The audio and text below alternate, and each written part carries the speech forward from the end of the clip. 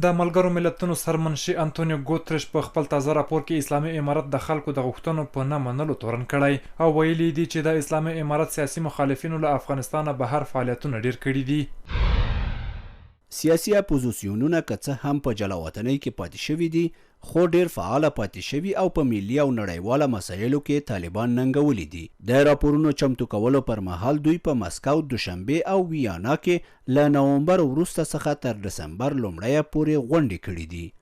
اسلامي امارت ویان ذبیح الله مجاهد له هیواده وتلو سیاسي څیرو ته په غبرګون کې وایي چې د هیواد د ناامنۍ پر ځای د خپل هیواد ته راستانه شي او په خبره یې نور په افغانستان کې پردی اجنډاوې نشي عملي کېدای. عموما موږ افغانستان خلکو ته ټولو ته دعوت ورکړی چې راځي خپل هیواد کې ژوند وکړي.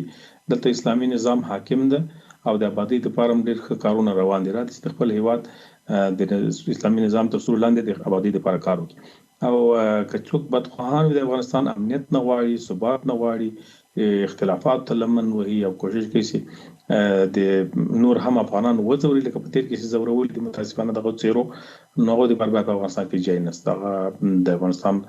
دښمنان دي، د افغانستان د ثبات دښمنان دي، د افغانستان د پرمختګ دښمنان دي. دوی به تر څو هغلته پراته وي چې ژوندي دي. د چارو کارپوهان په تیرو 2 کلونو کې د سرپرست حکومت لخوا یو لړ پریکړو په تړاو وایي چې اسلامي امارت د نجونو ښوونځي او پوهنتونونه پرانیزي او د نړیوالو وروستۍ پلمې دې له منځه یوسي. د نجونو ښوونځي پرانیزي، د ښځو حقوقو ته درناوی ولري، نو بیا به د افغانستان د خلکو ملاتړ ترلاسه کړي او دا نه یوازې د نړۍ د خلکو غوښتنه ده،